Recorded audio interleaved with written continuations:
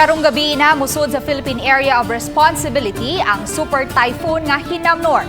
Matud sa pag-asa bisan kun dili kini maglandfall sa bisan asang dapit sa nasod, apan pakusgo niini ang hanging habagat. Ani ang report.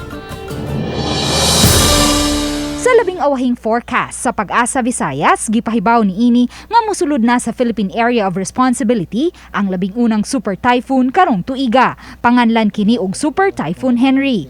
Dili hinuon kini maglandfall sa bisan asang dapit sa nasod, apan sa extreme northern Luzon, mabatyagan ang kakusog sa dala niining hangin. Sa pagkakaron, aduna kini maximum sustained winds nga 195 kilometers per hour o gustiness nga 240 kilometers per hour. Wala man kini derekta'ng epekto sa Visayas, apan pakusgo niini ang hanging habagat. Partly cloudy to cloudy with isolated rain showers and localized thunderstorms na mugna ng habagat.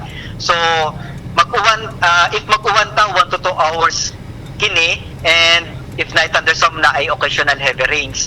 Sugod karong Biyernes, mabatyagan na sa Kabisay-an ang moderate to strong winds ug ang moderate to rough seas kun baluron nga kadagatan. Kini atong batayanon ang kalit-kalit na pagguros ng hanging habagat, delikado sa gagmay kaayo na sasakyang pandagat. Even though sa atong forecast wala pa nakaabot sa criteria sa gale warning within this week, ang ato lang maglikay na lang ta. Ug kay ana pa sa Philippine Area of Responsibility ang bagyong Gardo, posible kining mo-assimilate sa Super Typhoon Henry, busa posibleng mas mokusog pa ang dalang hangin niini. Busa publiko gipahimangnuan nga magmabinantayon sa posibleng epekto niini. Ang 195 karon expected pa nato mo intensify pa kinis into 205 kph ang kanyang center winds. Uban ni Marlon Malgazo, Luan Merondina, Balitang Bisdak.